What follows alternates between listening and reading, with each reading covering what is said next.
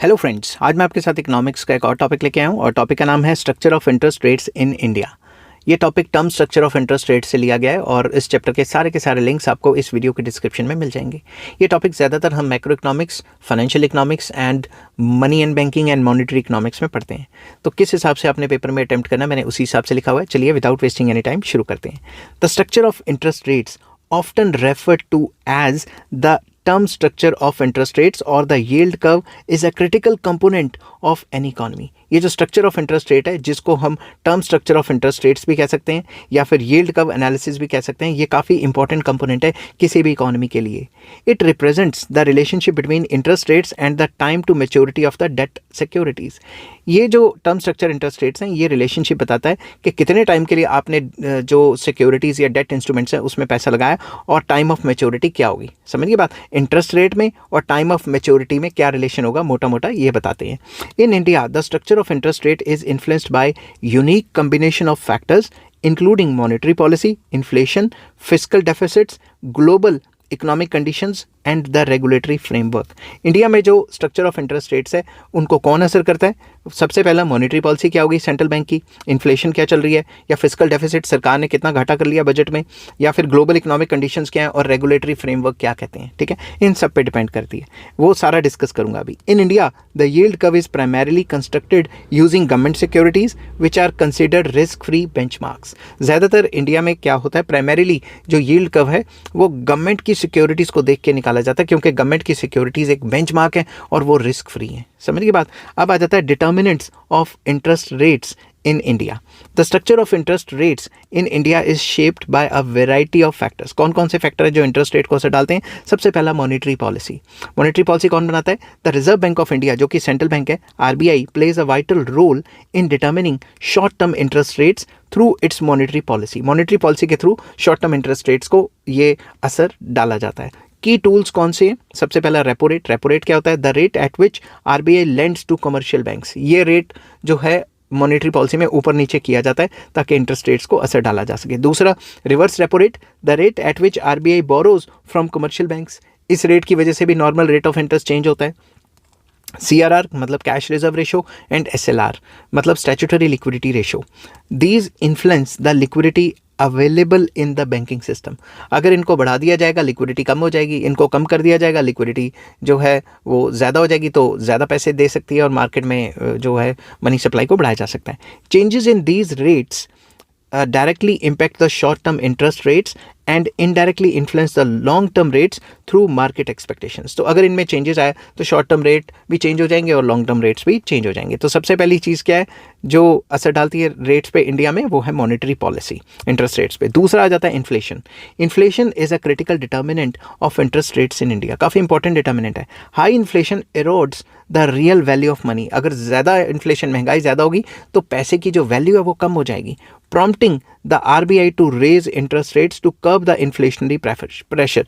तो जैसे जैसे इन्फ्लेशन बढ़ेगी तो आरबीआई या सेंट्रल बैंक इंटरेस्ट रेट्स को बढ़ाएगा, इंटरेस्ट रेट को बढ़ाएगा ताकि लोगों को पैसा ना आए, इकॉनमी से पैसा निकल जाए और इन्फ्लेशन को कंट्रोल किया जा सके।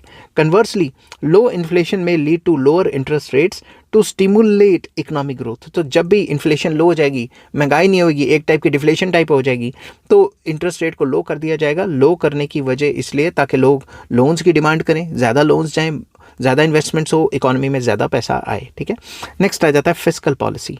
The government borrowing to finance fiscal deficit significantly impact the interest rate. जब भी गवर्नमेंट बोरो करती है, जब उसको बजट में घाटा होता है, जितना घाटा हुआ वो बोरो कर लेती है, उससे भी इंटरेस्ट रेट चेंज आता है। High levels of government borings increase the demand for funds. अगर सरकार ज़्यादा घाटा करती है तो उसे ज़्यादा लोन्स चाहिए, ज़्यादा लोन्स चाहिए तो डिमांड फॉर फंड्स बढ़ जाएंगे। Pushing up rate of interest, उससे रेट ऑफ इंटरेस्ट इकॉनमी में बढ़ जाएगा। India's large fiscal deficits have often led to upward pressure on long term interest rates. तो क्योंकि सरकार फिस्कल डेफिसिट बहुत ज़्यादा करती है, इस वजह से सरकार लोन्स ज़्यादा उठाती है, लोन्स उठाती है तो डिमांड बढ़ जाती है, इसकी वजह से रेट ऑफ इंटरेस्ट बढ़ते हैं। Next global factors. global economic conditions such as changes in US interest rates, oil prices, foreign capital flows, etc. influence in India's interest rate structure. तो ये भी कुछ चीज़ें जो इंडिया के इंटरेस्ट रेट स्ट्रक्चर को असर डालती हैं, जैसे यूएस में इंटरेस्ट रेट चेंज हो गया, क्रूड ऑयल के प्राइसेस चेंज हो गए, या फॉरेन कैपिटल इनफ्लो या आउटफ्लो है, उससे भी काफ़ी असर पड़ता है। For instance, a rise in the US interest rate में lead to capital outflows from India. अगर यूएस ने रेट ऑफ इंटरेस्ट बढ़ा दिया तो सारा पैसा इंडिया का तो क्या वर्ल्ड का वहाँ जाना शुरू हो जाता है, putting upward pressure on the domestic interest rate. तो हमें डोमेस्टिक इंटरेस्ट रेट भी बढ़ाना पड़ता है ताकि लोग यहाँ पे अपना पैसा संभाल के रखें, बाहर ना लेके जाएं, यूएस में ना लेके जाएं। नेक्स्ट आ जाता है liquidity conditions, very important. The availability of liquidity in the banking system affects short term interest rates. Surplus liquidity tends to lower the interest rates. अगर बैंकिंग सिस्टम के पास फालतू पैसा है, उनको लोन ज़्यादा से ज़्यादा देना है, तो कम रेट ऑफ इंटरेस्ट पे भी लोन देने को तैयार हो जाएंगे। While liquidity crunch pushes them higher. अगर लिक्विडिटी क्रंच है, पैसा नहीं है इकोनॉमी में, बैंकों के पास पैसा नहीं है, तो वो महंगे रेट ऑफ इंटरेस्ट पे लोन देंगे। ठीक है, अब आ जाता है historical trends in India's interest rate structure. Historical trends क्या थे? Over the years, India's interest rate structure has evolved in response to changing economic condition. जैसे जैसे इकोनॉमिक कंडीशन चेंज हुई, इंडिया का जो इंटरेस्ट रेट स्ट्रक्चर है वो भी चेंज हुआ। तो सबसे पहले डिस्कस करूंगा pre 1991 era. Interest rates were largely administered by government with little market determination. Market के ऊपर कुछ नहीं छोड़ा हुआ था, सब कुछ सरकार कंट्रोल करती थी 1991 से पहले। Focus was on directed credit to priority sectors. जो प्रायोरिटी सेक्टर लैंडिंग है उस पर ज़्यादा फोकस था, कि जो सरकार 5 ईयर में प्लान में कह रही थी कि फलां सेक्टर को ग्रो करना है, आज इंडस्ट्री को करना है, अगले प्लान में एग्रीकल्चर को करना है, तो उनको जो लैंडिंग है प्रायोरिटी सेक्टर्स को वो सस्ते रेटों पे हो रही थी और सरकार पूरा का पूरा डायरेक्ट कर रही थी इंटरेस्ट रेट को। बट पोस्ट 1991 लिबरलाइजेशन क्या हुआ? Financial sector reforms led to deregulation of interest rates, allowing market forces to play a greater role. तो 1991 के बाद जो है डिमांड सप्लाई पे छोड़ दिया गया, तो डीरेगुलेट करने की पूरी कोशिश की गई। जैसे एकदम से सरकार जो बोलेगी या फिर आरबीआई ने जो मॉनेटरी पॉलिसी लगा ली उसी के हिसाब से होगा, उसको थोड़ा सा कम फॉलो किया जाने लगा। ठीक है, नेक्स्ट आ जाता है global financial crisis 2008। RBI slashed interest rates to stimulate the economy, leading to a downward shift in the yield curve. तो आरबीआई ने क्या किया, इस क्रैश से डील करने के लिए इंटरेस्ट रेट्स को जो है गिरा दिया, ताकि लोग ज़्यादा से ज़्यादा लोन्स लें और इन्वेस्टमेंट्स करें, ताकि ये जो क्रैश आया है उसका असर कम से कम रहे। नेक्स्ट, पोस्ट 2014 पीरियड में क्या हुआ? The adoption of inflation targeting by the RBI brought greater stability to interest rates with a focus on maintaining inflation within a specified range. तो पोस्ट 2014 जो रिजर्व बैंक ऑफ इंडिया है उसने पूरा का पूरा फोकस इन्फ्लेशन टारगेटिंग के ऊपर कर दिया कि इन्फ्लेशन को फलां रेंज के बीच में रखना है। कितना रेंज में रखना है वो एक अलग टॉपिक है, वो भी मैं अपलोड करूंगा। इसमें आ जाता है सेंट्रल बैंक कैसे जो है इन्फ्लेशन टारगेटिंग करता है, स्टेबिलिटी टारगेटिंग करता है, वो अलग है, वो भी इसी प्लेलिस्ट में मैं अपलोड करूंगा। ठीक है, तो नेक्स्ट आ जाता है components of India's interest rate structure. तो इंटरेस्ट रेट स्ट्रक्चर जो इंडिया में उसके कंपोनेंट्स क्या हैं? सबसे पहले short term interest rates. Short term interest rates in India are influenced by RBI's monetary policy and liquidity conditions. तो आरबीआई की क्या मॉनेटरी पॉलिसी और लिक्विडिटी कंडीशंस क्या है उस पर डिपेंड करता है। की इंस्ट्रूमेंट्स क्या है शॉर्ट टर्म के? एक तो है call money rate. Call money rate क्या होता है? The rate at which banks borrow and lend overnight. रातों रात थोड़े टाइम के लिए जो बैंकों को पैसा चाहिए होता है जिस पे वो लेंडिंग एंड बोरोइंग करते हैं, जिस रेट पे, उसे कॉल मनी रेट कहा जाता है। नेक्स्ट आ जाता है ट्रेजरी बिल्स, जिसको टी बिल्स भी कहा जाता है। शॉर्ट टर्म गवर्नमेंट सिक्योरिटीज़ होती हैं ये, विद मैच्योरिटीज़ अप टू 1 ईयर, के तकरीबन 1 साल की मैच्योरिटी होगी इसमें, तकरीबन 1 साल। ठीक है, तो 1 साल से कम भी हो सकती है, 1 साल तक होती है, उससे ज़्यादा नहीं होती। अब आ जाते हैं long term interest rates. Long term rates are influenced by factors such as inflation की क्या एक्सपेक्टेशंस है, या सरकार कितना फिस्कल डेफिसिट करती है, ग्लोबल ट्रेंड्स क्या है, ये सारे के सारे लॉन्ग टर्म इंटरेस्ट रेट्स को असर डालते हैं। की इंस्ट्रूमेंट्स आर, सबसे पहले गवर्नमेंट सिक्योरिटीज़, जिनको जी सिक्योरिटीज़ कहा जाता है। यहाँ पे ट्रेजरी बिल्स थे, यहाँ पे गवर्नमेंट सिक्योरिटीज़, कंफ्यूज नहीं होना आपने। ठीक है, long term bonds issued by central and state governments. जो central government and state government long term के लिए बॉन्ड्स इशू करती हैं वो इसमें आ जाता है। Corporate bonds, these are issued by corporations. These typically carry a higher yield than the government securities to compensate for the credit risk. क्या पता क्रेडिट रिस्क को कंपनी बंद हो जाए या कुछ हो जाए, उस रिस्क को मतलब अवॉइड करने के लिए जो इन्वेस्टर्स होते हैं उनको थोड़ा ज़्यादा प्रीमियम दिया जाता है। ठीक है, उनको थोड़ा ज़्यादा कंपनसेट करने के लिए गवर्नमेंट से थोड़ा ज़्यादा रेट दिया जाता है। Next, bank lending and deposit rates, very important. Banks play a crucial role in transmitting the interest rate changes to a broader economy. Banks ही रेट को चेंज करेंगे ना, क्योंकि डायरेक्टली पब्लिक के साथ तो वही रिलेटेड है। The RBI's policy rates influence banks lending and deposit rates which in turn affect consumption and investment. तो आरबीआई पीछे से जब मॉनेटरी पॉलिसी में चेंज करता है तो बैंकों को भी अपने रेट ऑफ इंटरेस्ट चेंज करने पड़ते हैं। जब बैंक चेंज करते हैं तो डायरेक्टली कंजम्पशन एंड इन्वेस्टमेंट असरदार होती है इकोनॉमी में, ठीक है। अब आ जाता है challenges in India's interest rate structure. India का जो इंटरेस्ट रेट स्ट्रक्चर है उसमें चैलेंजेस क्या हैं? सबसे पहला challenge transmission mechanism, very important. इसके ऊपर मैंने अलग से लॉन्ग वीडियो बनाऊंगा, वो तैयार नोट्स हो चुके हैं, बस वो बननी है, ठीक है, रिकॉर्ड करनी है। One of the key challenges in India is the incomplete transmission of monetary policy changes to lending and deposit rates। तो ट्रांसमिशन मैकेनिज्म होता है कि ऊपर से तो भाई ऑर्डर आ गया कि रेट ऑफ इंटरेस्ट इतना रखना, फला रखना, मगर उसको नीचे नीचे नीचे पहुंचने तक काफ़ी टाइम लग जाता है। Factors such as non performing assets, NPA कहते हैं नॉन परफॉर्मिंग एसेट्स को, and rigidities in the banking system often hinders effective transmission. एकदम से नीचे ट्रांसमिट होने में काफ़ी टाइम लग जाता है, लैग्स होते हैं काफ़ी ज़्यादा, समझ की बात। तो पहले प्रॉब्लम ट्रांसमिशन मैकेनिज्म की, कि ऊपर से एकदम से ऑर्डर आया तो ये नहीं कि चुटकी बजाय नीचे रेट ऑफ इंटरेस्ट चेंज हो जाएंगे।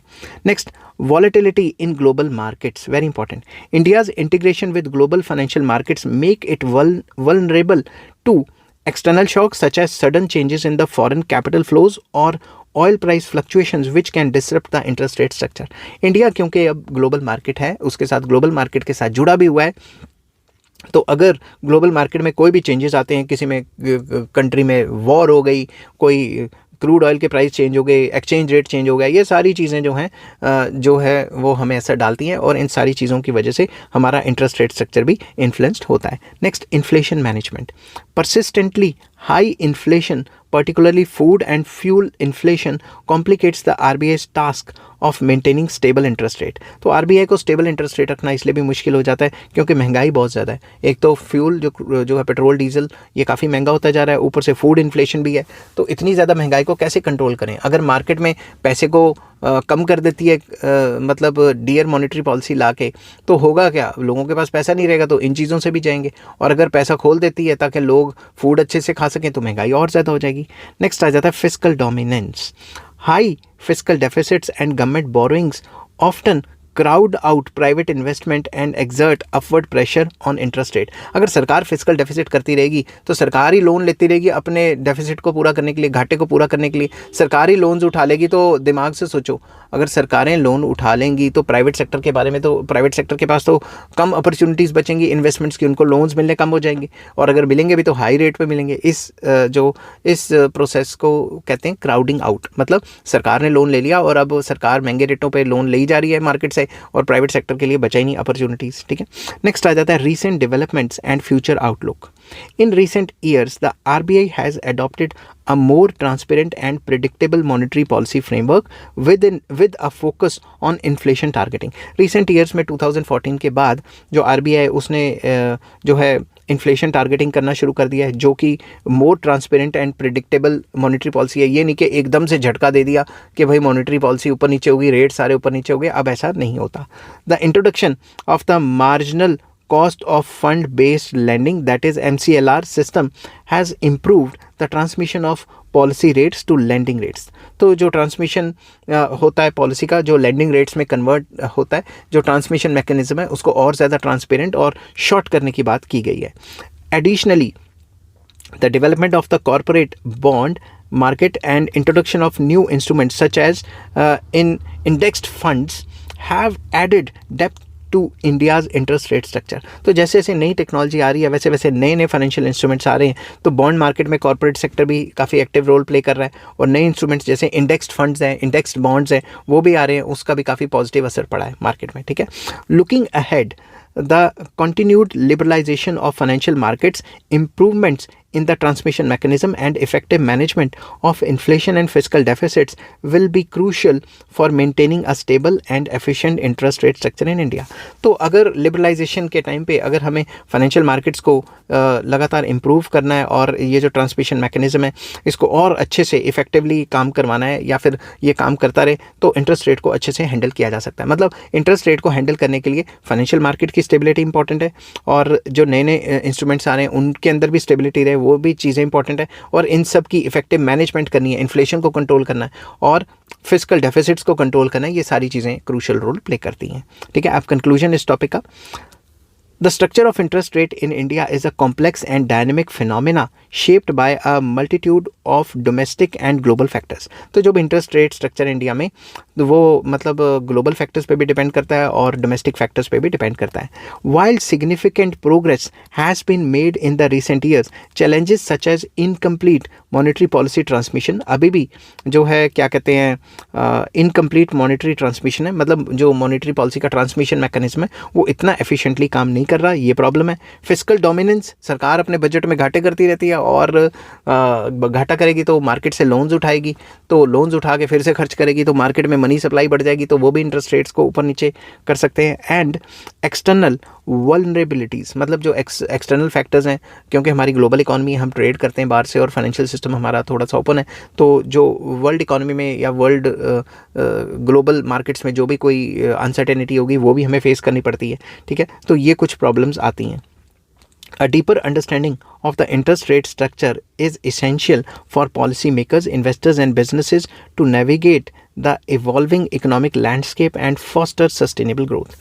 तो ये जो इंटरेस्ट रेट स्ट्रक्चर है ये समझना काफ़ी इंपॉर्टेंट है पॉलिसी मेकर्स के लिए, इन्वेस्टर्स के लिए और बिजनेसमैन के लिए, ताकि वो अच्छे से जो इकोनॉमिक लैंडस्केप है, मतलब जो इकॉनमी है उसमें अच्छी सिचुएशंस में पैसा लगा के पैसा कमा सकें, अपने बॉन्ड्स निकाल सकें और लोगों को भी फ़ायदा हो, जो इन्वेस्टर्स हैं उनको भी फ़ायदा हो. तो ओवरऑल जो term structure of interest rates है वो काफ़ी इंपॉर्टेंट सिनेरियो है पूरी की पूरी इकॉनमी के लिए. ठीक है, आई होप ये वीडियो आपको पसंद आई होगी. अगर पसंद आती है तो please like, share and subscribe. इस चैप्टर के सारे लिंक्स आपको इस वीडियो के डिस्क्रिप्शन में मिल जाएंगे. Take care, bye bye.